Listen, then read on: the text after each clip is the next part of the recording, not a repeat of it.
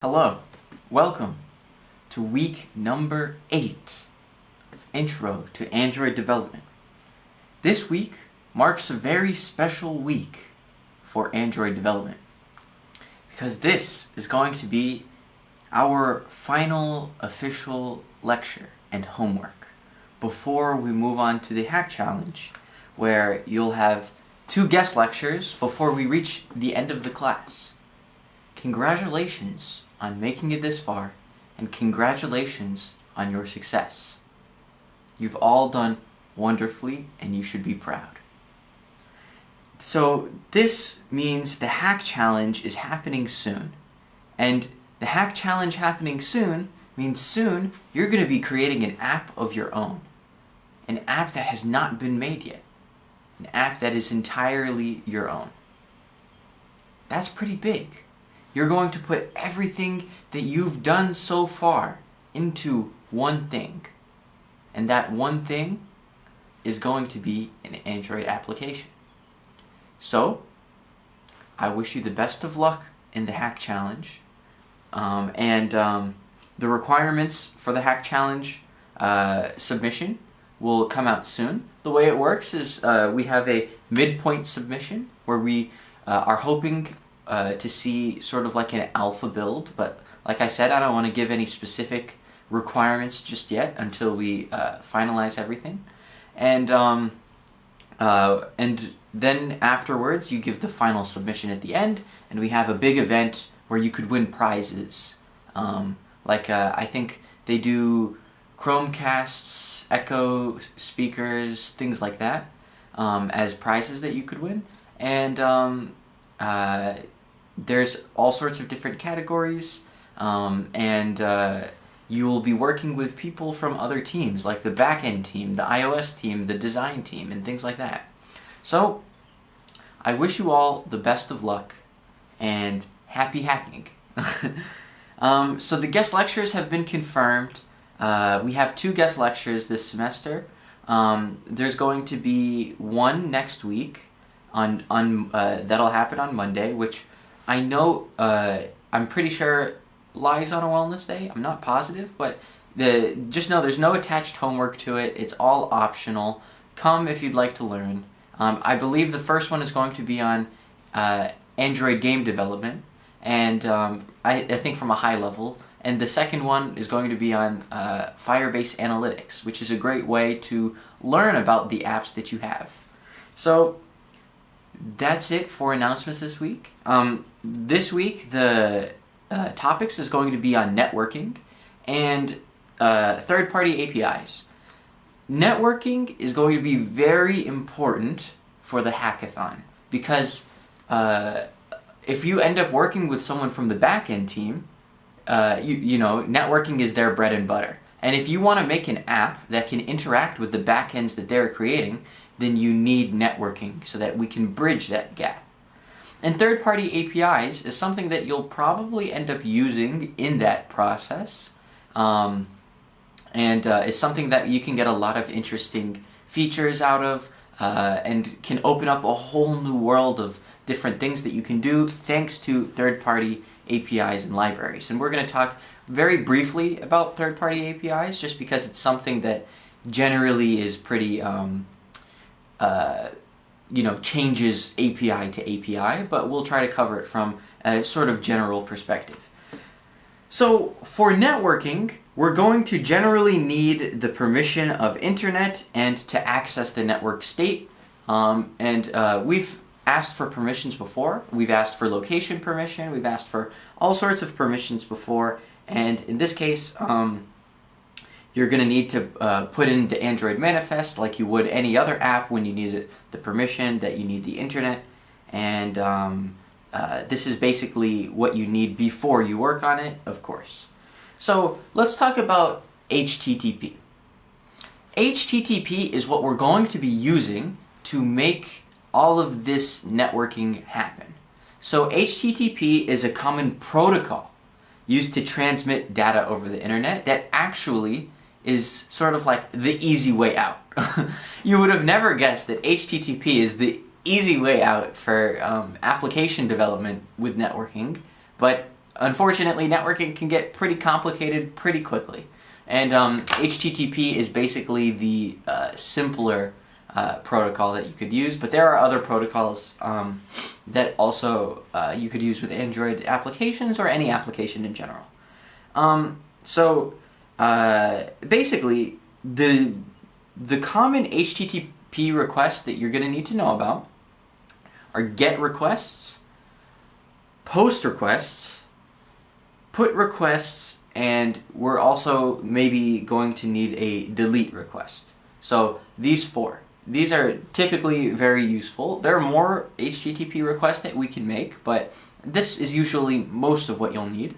So let's talk first about a GET request. So GET requests is how we can literally get information from a server.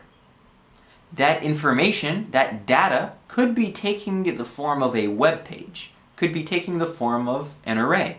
It could be a JSON, many other things.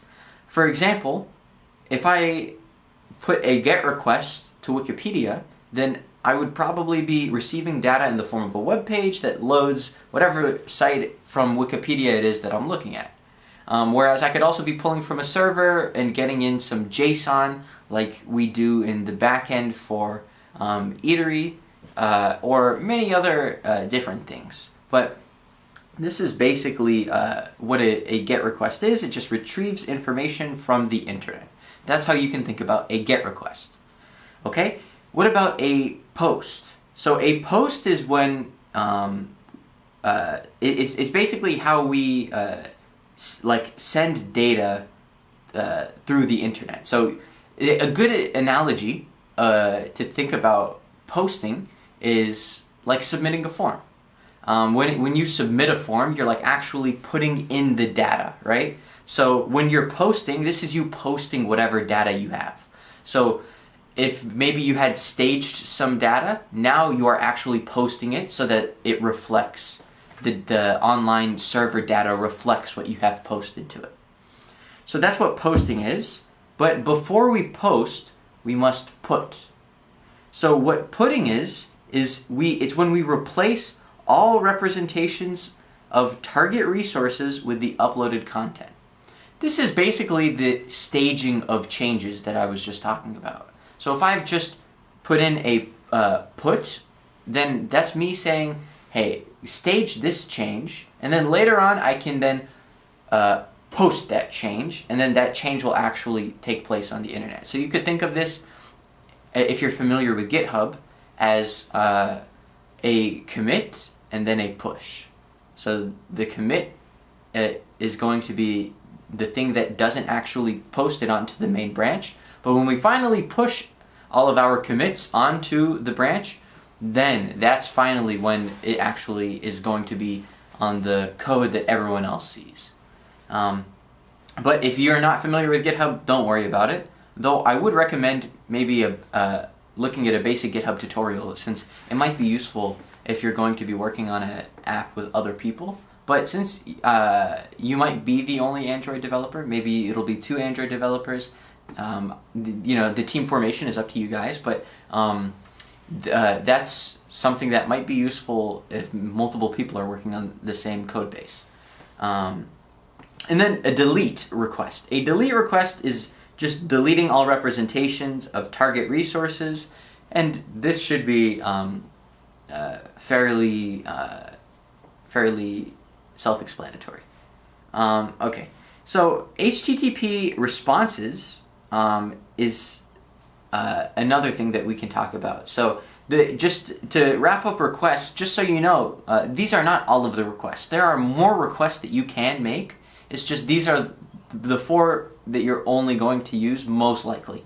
Maybe you end up doing some more complicated stuff, but you'll probably actually be doing gets mainly. You'll probably just be getting from a backend.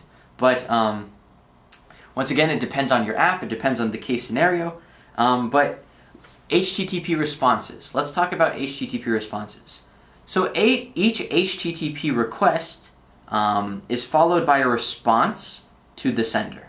So a request does not happen in a void, right? It's not someone screams from the top of the mountain and then it's done. it's a call and response. It says Marco, and then backwards it gets Polo, right? This is the response it gets to the request. So there are different responses depending on the different requests that you make, of course. If you're making a GET request, then of course the response would be the data that you receive. So I'm sending the GET request, and my response, that Polo, is going to be the data that I'm looking for, right? So if I say GET Wikipedia, then Wikipedia gives me the web page. I say Marco, they say Polo. So that's basically the idea at play there. But now, see if you can figure it out. What do you think the response of a post request would be? So remind yourself, what is a post request again? What does a post request do? Then ask yourself, what would be a logical thing to request, or to have as a response from a post request? What would that Polo be? So, hopefully you've had some time to think about it, but what it is actually just a confirmation message. So because you want to know that it's been received. So basically you get a message saying, hey, I got your request, it went through, it didn't fail, everything is good, you can keep moving, mark it as complete, whatever. So it gets a message back that confirms it. And this is actually a common protocol in data networking that you can learn more about if you decide to take CS 4450, or if you don't. Okay, good. Now let's talk about coroutines, which previously was known in Android development as asynchronous tasks, but it's no longer just asynchronous tasks. It's now under a more robust system called coroutines. So imagine that we made a request, and it's a networking request, and the data we're trying to receive from this GET request is big. It's going to take a long time for us to fully receive the data. So, what should we do about how our program runs?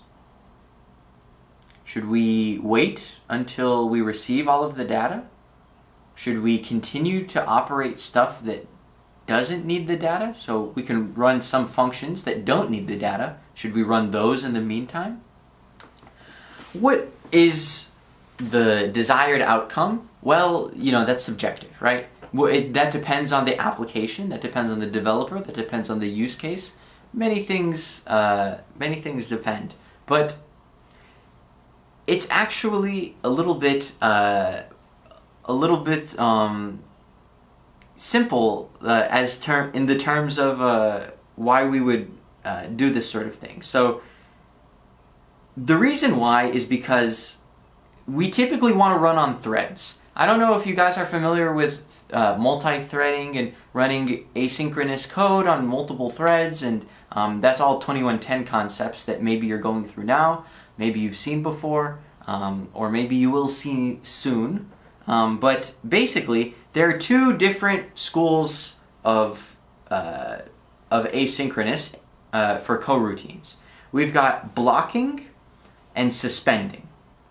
So blocking is saying, hey, don't run the next thing. Wait until I finish this thing, and then you can keep running the rest of the stuff.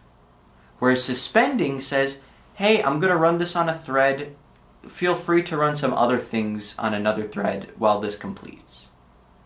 So these are two approaches that you could take depending on what it is that you wanted to do, the type of request you are making, and the nature of the data you are receiving. Many different things at play here, but just remember these two things: the difference between blocking and suspending.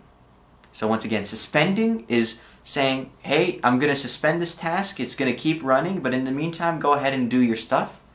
Whereas blocking says, hold your horses, let me finish this, then we'll keep going. So blocking, suspending. Okay? So these are two different approaches we can take towards functions. We could block a function, we could suspend a function. And those are the two bread and butter types of coroutines. So now, how do you implement these coroutines? So the basic example here uses, I'm just going to go ahead and tell you immediately, this example is not 100% correct, and we're going to tell you why it's not correct in a moment. But for the sake of example, it is a little bit easier to understand this example, so we're going to run with this first. So we've got this example where we have a job to print world, and there's a delay of some amount of time before we print world, and then we print, we have a print hello, and then job.join, which will wait until job is completed before it actually does its output. Okay, so let's see if we can try to break this down and understand the kind of behavior that we're getting from this piece of code. So first, let's examine this global scope.launch delay println. So this delay is basically saying pause before we run the next line of code. This is sort of just like a little trick we can use in Android development. This could be useful if you're doing something like a splash screen where you want to display an image before moving to another activity or something like that. But you don't need to worry too much about this if you haven't seen it before, if maybe it's not clear, what is this argument? Don't worry about it. But let's examine the coroutine that we're declaring here. So it does not output until we call job.join. This is the most important thing that we want to recognize here. So only after we call job.join will then it output. So we've sort of, we're sitting on our hands until we decide to call job.join. Once we call job.join, then we can control when we want the function to output.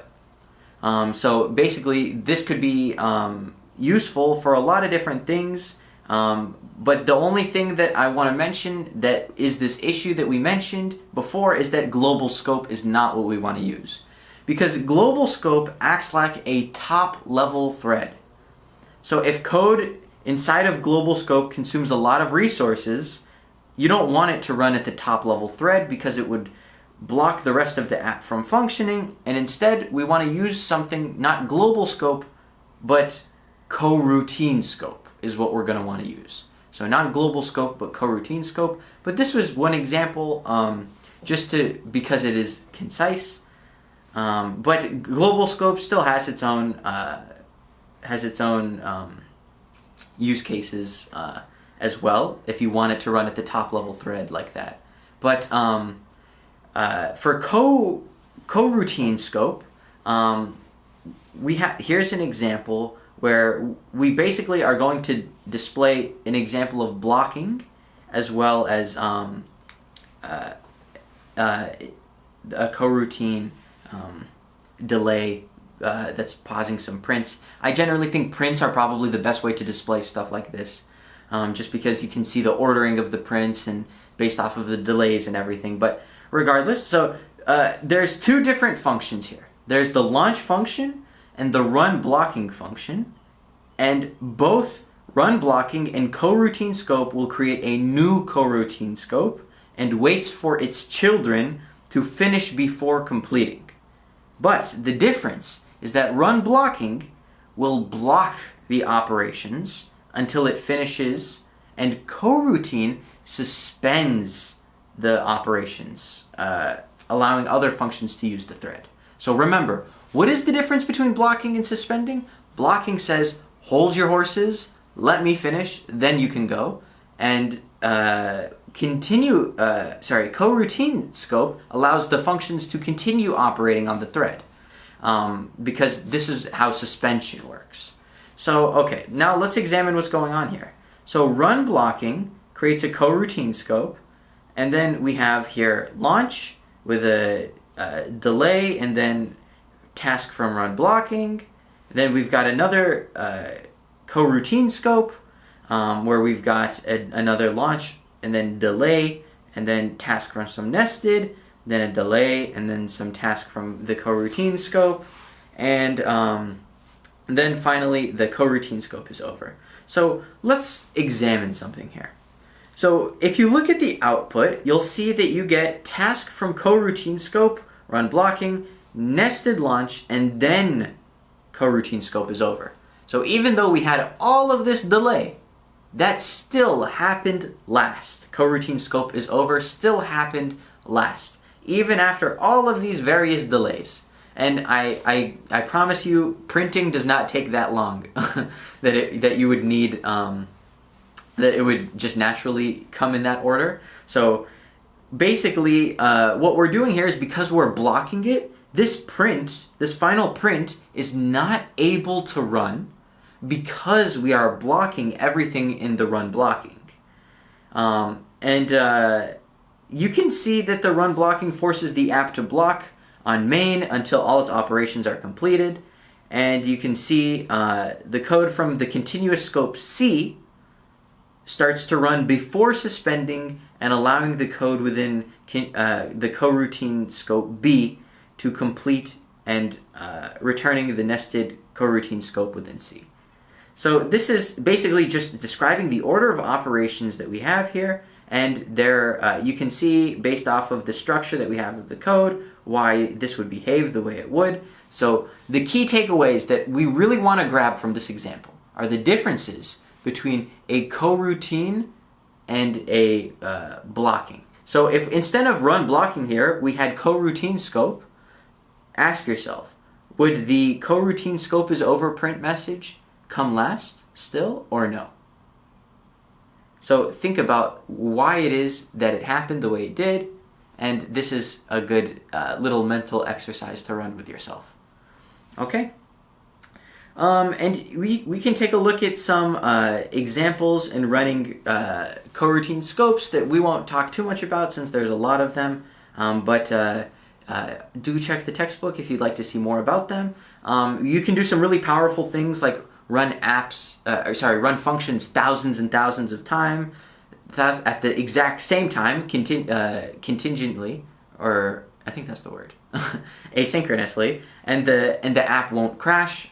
So we can get some really powerful stuff from this, and we can also implement suspended functions. So generally, we want to be creating suspending functions to free up space in memory and allow the processors to determine which functions complete first.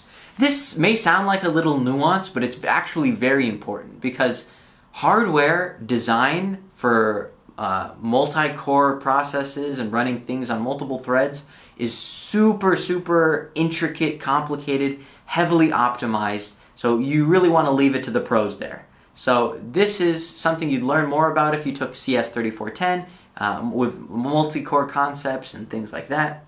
So this is just a little bit of a teaser into that. So that's that. And here's a basic example of running a suspended function. We just had the suspended keyword before function. And it's important because it tells us how it is that the function, whether it's suspended or not, this is how Kotlin interprets it. Okay, next let's talk about coroutines with networking calls. Kotlin coroutines, basically, we're not going to get too much into this, and you can read more about it, but on the course textbook, but they run on something called dispatchers, and there's 3 different types. We have a main, IO, and default, and it's perfectly okay to run suspending functions on the main thread as long as the functions do not take like too long. So if you've got like an enormous GET request, you probably do not want to run that on the main thread. And I think you can come up with some pretty good arguments as to why that would be. And generally networking and file IO calls, they're typically run on the IO thread just because it prevents consuming all of the resources on the main thread, because the main thread is, which I'm not going to get, like I said, too much into it just because, there's a lot of hardware baggage that comes with it. But there's a chart on the textbook that'll tell you which dispatcher to use if you're trying to decide which to do. But I think this might be a little bit more on the complicated side, and I don't think something that you'll necessarily have to run into too much. But yeah. The last thing I think that we're going to talk about here today is just third-party APIs. Just a little brief spiel about them, since you will be using your first third-party. I think so. Your first, I think, third-party API this week with the New York Times API. So basically, third-party APIs can be useful because they can implement code that we otherwise don't want to implement for many other reasons. It could distract from our main purpose of making an application. It could be too complicated, too cumbersome, uninteresting, many different reasons why we would not want to implement something that someone else has already implemented in a robust way. So we want to leverage this. We want to leverage the huge Android developer community that exists because it's something we can use. So why shouldn't we use it, right? It's something that people generally use in the real world development too. Android developers use libraries. Like imagine if you were trying to generate a random number without using the random module in Python. It would seem like absurd. Why would you try to create your own random generator? Like no need to reinvent the wheel, right? So this idea of no need to reinvent the wheel generally comes around a lot with using third-party libraries, like OKHTTP, for example, which you'll be probably using for this homework unless you decide to use a different one.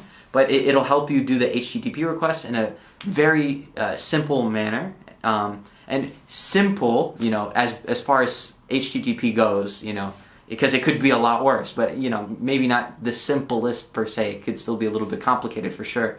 But we could also run or use the third-party APIs just because it gives us some sort of flexibility. And by what sort of flexibility do we mean? It can provide us with a lot of open doors. We can open a lot of doors in terms of content creation, application development, and APIs like the Unsplash one give us access to a huge library of high-resolution photos, real-time compression, things like that you would have otherwise not been able to do and had to really jump some hoops around if you wanted to use those images.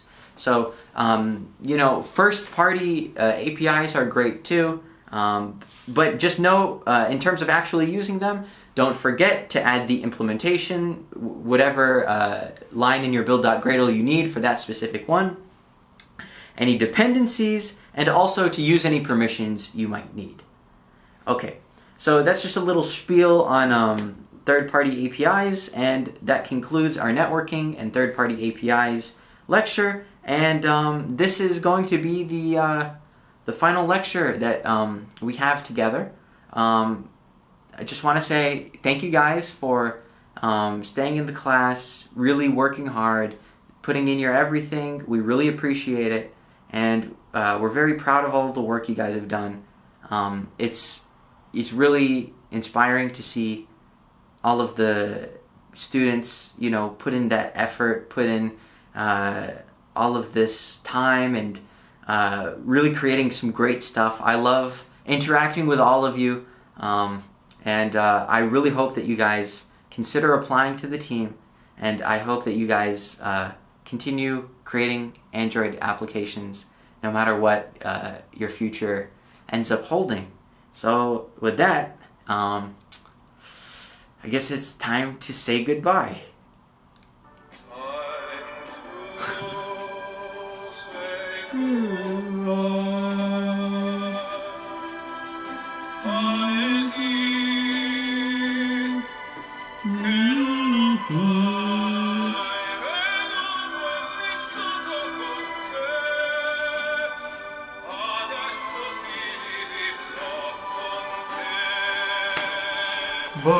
Dio, siamo hermani, io lo so.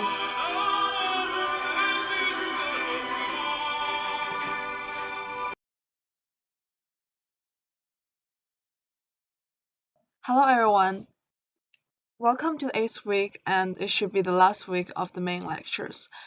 This week we're going to be talking about network and I'm going to guide you guys through the things that you might need to do your homework. So first of all, the homework that you guys will be doing is to get the information from the top story API. One thing you need to do is first of all go on their website and create an account of your own. I have already created one over here, so let's click into it and select apps. And you will click new app and add a name, some description, and select the API that you guys will be using. In this case, it will be the top story API. But I have already created one, so let's have a look of what happened after you create an app. So you will have a name, you will have an app ID, and the most important thing is the API keys. You will be needing it when you are making your GET request, POST request. In this case, you will only need a GET request.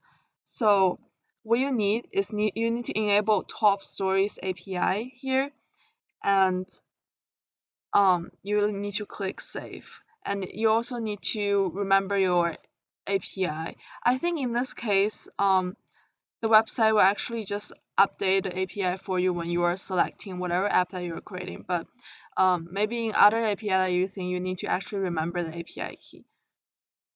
Let's just click save. Okay, now let's go into the homework page and click link. Okay, so in the top stories page, you will click path, and this page will tell you a lot of documentations about what happened if you make a request to the top stories API. And here's a place that you can test it out without writing the code. But first of all, you need to click authorize. And here's the place where I said you have to click which app it is, and say like authorize. And yeah, now after you're authorized, basically if you check what is actually in the code, so after you authorize it, the system will basically fill out the API key that you see before over here. If you don't do that, it will say that you are not authorized to get the information from the database. So yeah, now you have authorized. If you can test something out over here and see what happened if you make requests for certain sections.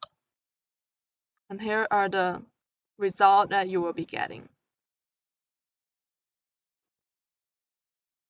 So this is what this is what the information that we're supposed to get. Now we're going to have a look about how we can get this result in our own code.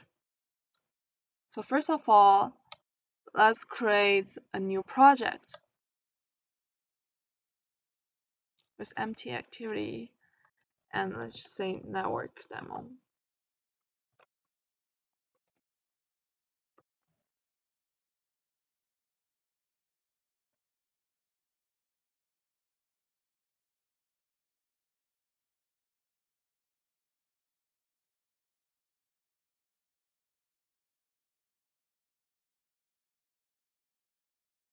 So first of all, we need to import some dependencies. And these three are dependencies for OK library, and this is just for something we have learned in class. So documentations for the OK library, you can find it in the reference part of the homework. And there are also some example code that we can be using to make our first GET request. So let's just copy it. Okay, besides that, you also need to go to the manifest of the project, and you need to give user permission to the internet.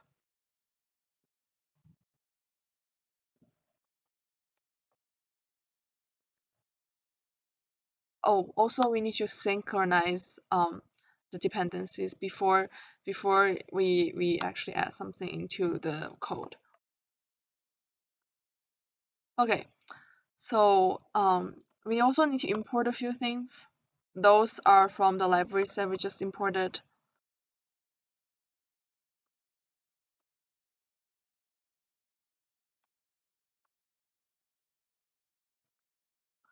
And let's name the function get top stories. And get top stories to take section string as a to take section string as a parameter. Okay, so let's go back to the API. And there's a square button up there that we can click,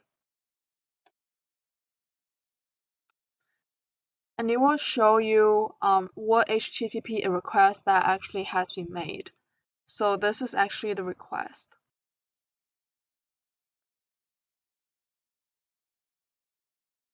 Let's copy it and then paste it in the URL. So instead of books, it will actually be sections. So it could be like whatever section that you entered here. And instead of your API key, we will replace it by the API key that you had before. So the thing is, in the future, you might need to call in the future, you might need to make app that use like different API keys. So you can also use API key as a parameter for the function. But in this case, we're just gonna use this constant API key. Okay. So the URL basically takes the top story libraries and gather corresponding sections with your API key to authorize you to enter the database. And this part of the code basically says like, let's just make a request. And if it's not if the request is not successful, it also returns you what went wrong, like the error code. Okay, so we also need to surround the request by coroutines. We surround the outer part of the request by dispatchers of main, and when it actually comes to make the request, we will surround it um, by a dispatcher of IO, which is the one that's for making network requests and everything. Now, instead of running the app, we can use a very helpful tool called Profiler to see what is the response that we get from the internet.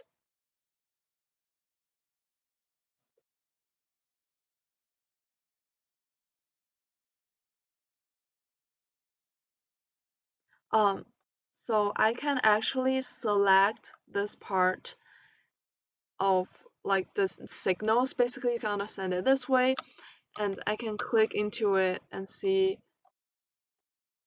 what is my response. This should be exactly the same with what you guys see here. So it's basically a JSON file.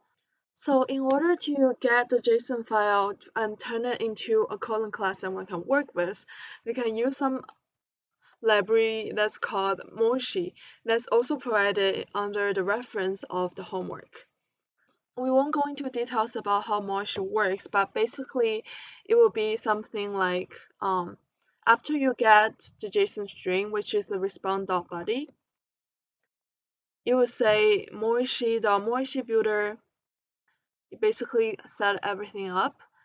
And when you call moshi.adopter, you kind of make adopter that turns the JSON file to a specific colon class. And you also have to enter the class that you want to turn the JSON file to as a parameter. So you basically you need to create a data class that's corresponding with the response with the results structure of your JSON file. We won't do it here in detail, but it will be here, something like this. And you use adopter and then call the method from JSON. So it means turns the JSON file to turns the JSON file to the data class of colon.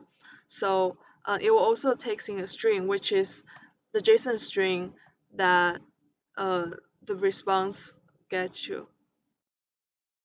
It will be really helpful if you guys can look closely at some of the documentations here, and remember that in your future coding career, it's always really helpful for you to look at documentations and figure out the existing tools for you.